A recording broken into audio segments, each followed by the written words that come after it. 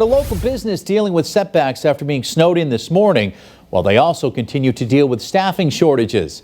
Western Mass News reporter Leon Purvis joins us live in Blandford with more on that. Leon. Chris, the Blandford Animal Hospital had a 2-hour delay this morning and they canceled some appointments, but also they've dealt with staff being out due to COVID and angry customers due to the fact that they switched over to curbside service. We had originally canceled the first couple hours, then we had to cancel through the morning, but we're going to try to be open through the afternoon. Dr. Russ LaPierre is referring to how Monday's snowstorm pushed back business for him.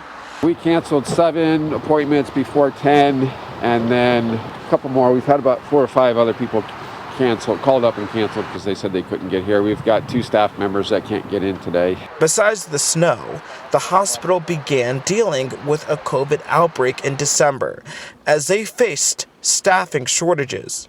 We only had 3 people at one point because people that tested positive. During the outbreak is when the hospital made the switch to curbside service. LaPierre tells Western Mass News due to staffing issues and this switch, some clients got angry. Yeah, we've had a lot of people be actually angry and a lot of profanity and obscenities, and I've had to talk to a couple directly and tell them we can't do that anymore.